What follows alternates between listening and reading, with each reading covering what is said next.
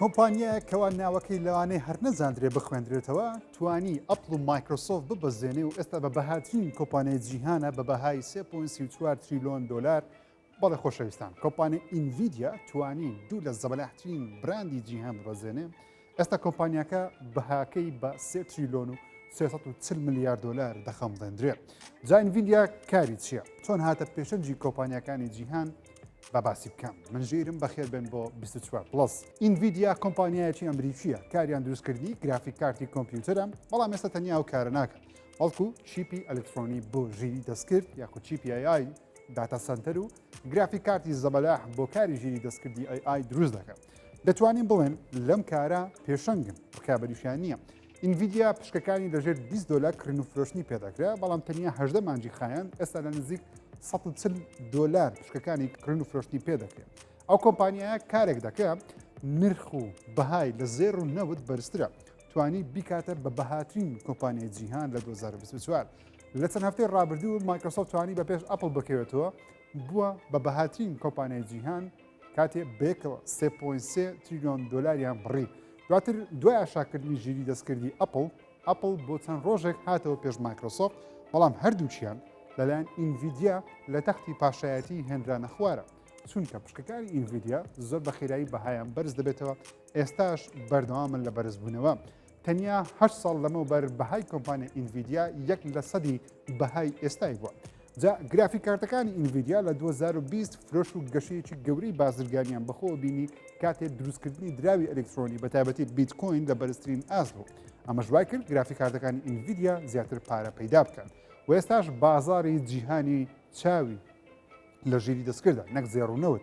هەموو کارێک دەکەن بۆ ئەوەی ژیری دەستکرد ببێتە داهاتوێکی 100%، چونکە کۆمپانیەکان پارەیەکی گەورە و زەبەلاح لەو بوارە خەرج کردو و دایانەوەی خەڵکی ئاسایی بەکاری بهێنا. جا ئینڤیدیا کاری دابینکردنی کەرەستەی سەرەتاییە بۆ کۆمپانیەکانی ژیری دەستکرد تاوەکو لەناو سرڤەرەکانیان ئەو تەکنۆلۆژیایی بەکاری بهێنن کەوا بە خەڵکو بەکارهێنانی دەفرۆشن. جا لە هەموو کاتێکدا بێگومان خاوەن ماڵ قازانجێکی زیاتر دەکات کەوا ئینڤیدیایە، بۆیەش ئێستا بۆتە خاوەنی بەهای زیاتر لە 3.34 تریلیۆن دلار. ئەپڵ کێشەیەکی بۆ دروست بوو، هەرچەندە پێشتریش ئەو کێشەی هەبووە، بەڵام ئەم جارە کێشەکی قوڵترە لەوەی ئەپڵ بیرێ دەکردەوە. کێشەکەش ئەمەیە، ئەپڵ ناتوانێت تەکنۆلۆژیای ژیری دەستکرد ChatGPT لە وڵاتی چین بەکار بهێنێت، چونکە تەکنۆلۆژیای ChatGPT لە وڵاتی چین قەدەغەیە و بانە، حکوومەتی چین ڕێگە نادا بەکار بێ. جا یەکێک لەو تایبەتمەندیە هەر نوێیانەی ئەپڵ لە ژیری ئەپڵ بانگەوازی بۆ دەکات بەکارهێنانی ژیری دەستکردی ChatGPTە لەسەر آیفۆن، آیپاد، ماک و بەرهەمەکان.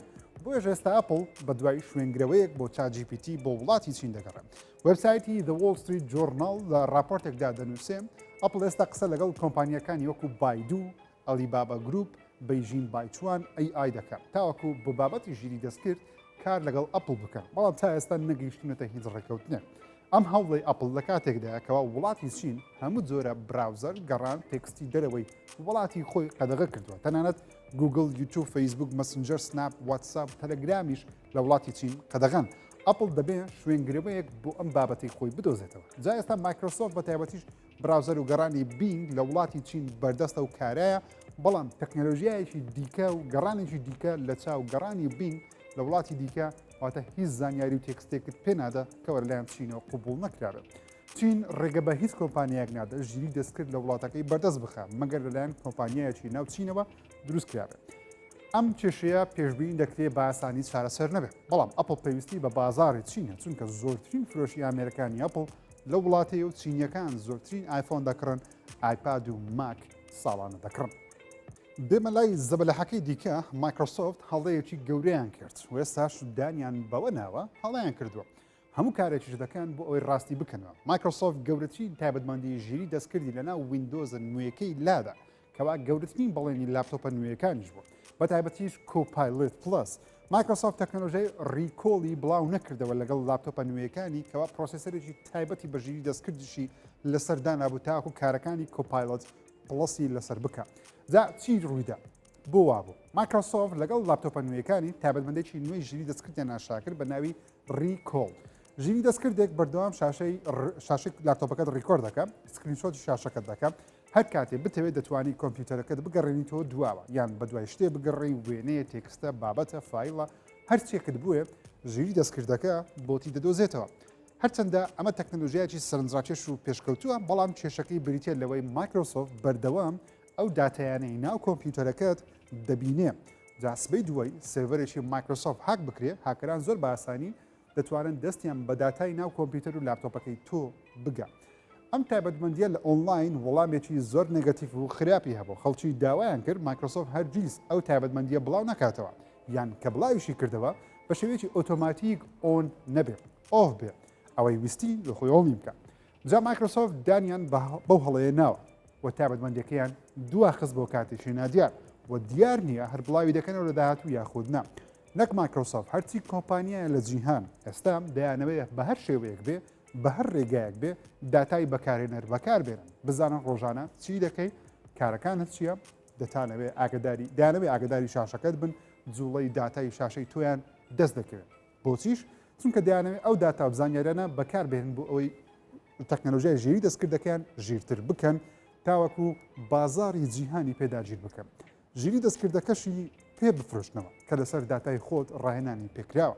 بۆیەش دەبێت ئاگداری داتا و زانیاری خۆمان بین چونکە تا چەند تەکنەلۆژیا پێشکەوتوو بێ بەو شێوێش داتا و نهێنی ناو ئامێرەکان ئاسانتر دەگاتە دەستی هاکەران. Xbox دەترسی GTA 6 یاریەکیان لە نزیکەی GTA 6 بڵاو ناکەنەوە. مات بوتی سەرۆکی ستودیۆکانی Xbox لە چاوپێکەوتنیی نوێیدا بەڕاشکایانە وتی هۆکاری سەرۆکی زۆرینەی یاریەکانمان لە شۆکەیسی خۆمان بەرواری بڵاوکردنەوەیانمان بۆ دانەنا.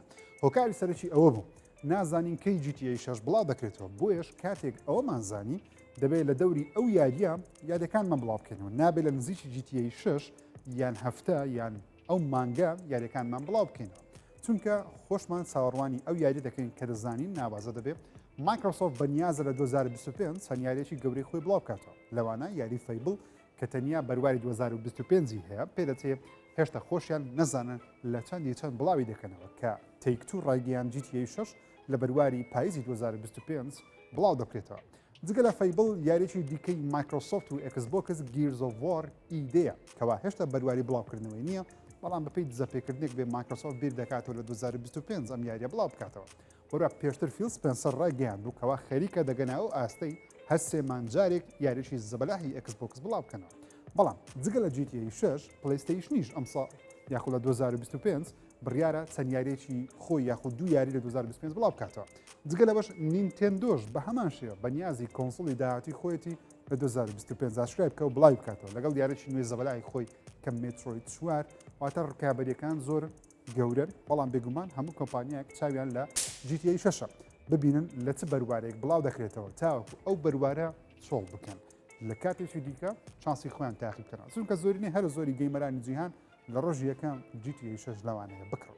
ئیلۆن مەسک بەردەوامە لە تێکدانی تویتەر کە ناوی گۆڕیۆ بۆ ئێکس نوێترین بڕیاریشی بریتە لە کردنە پارەی لایڤ ستریم کە لە هەموو شوێنە بەخۆڕاییە بەڵام ئێکس دەیەوێت گەر بەکارهێنەر بیەوێت لایڤ بکاتەوە دەبێت ماگانە پارە بدە کە دیکاتە بەکارهێنەرێکی پریمیەم کە سەرەتا نرخەکەی تەنیا 6 دلاری ماگانە بوو ئێستا کراوەتە 8 دلار یاخود ساڵانە 84 دلار دەوەستێ. بەو پارەی دەیدێتە تۆڕی ئەکس نیشانەی ڤێریفای دەتوانی وەربگری کریێتەر سبسکریپشن وەربگری لەگەڵ بینینی ژمارەیەکی کەمتری ڕکلام لە تویتەر گەر بتەوێت ڕکلامیش هەر نەبینی دەبێت ماگانە زیاتر لە 20 دلار بدەیت اینجا هیچ ڕکلامێک نابینی. جا تیکتۆک یوتیوب فەیسبوک تەنانەت ئینستاگرام لەو ئەپانن بە خۆڕایی ڕێگە بە لایڤ ستریم دەدەن تەنانەت پارەش دەدەنا بەکارهێنەر ڕێگەی خەڵکو و بەکارهێنەران لە لایڤ ستریمەکانە بەڵام ئێستا ئەکس دەڵێن بەم زوانە لایڤ ستریم بکەنەوە دەبێت پارە بدەن هەنگاوێک کەوا جێگەی سوپرایز نییە چونکە ئیلۆن مەسک هەموو هەوڵێ دەدا داهاتی تۆڕی ئێکس زیاد بکات بەڵام وەکو بەکارهێنەرانی ئێکس لە تۆڕی ئێکس بەردەوام بۆی دەنووسن بڕیارەکانی مەسک گەمژانەیە وای کردووە تویتەر یان ئەکسی ئێستا زۆر خراپتر بێت لەوەی باشتری بکە تاکە لایەن کەوا شتێکی باشی کردووە ئەبیش ئەوە بوو سانسۆری بە تاواتی لە تۆڕی ئێکس نەهێشتووە کامەش لایەنێکی بێگومان خراپیشی هەیە نەکتەنیا باش بەڵام ئێستا بەکارهێنەران دەتوانن هەموو زۆرە وێنێک هەموو جۆرە ڤیددیوەیەک لە بابەتی تون سێکس و پۆڕن توند و تیژی خوێن تەنانەت بابەتی تیرۆر و خۆکوژی هەمووی ڕێگە پێدراوە لە ئێکس کە پێشتریش بەشێکی ڕێگە پێدرا و بەڵام تویتەر هەندێکی دەسڕیەوە بەڵام ئێستا بەڕێنمایی ئێکس هەموو شتێک ئاساییە بڵاو بکرێتەوە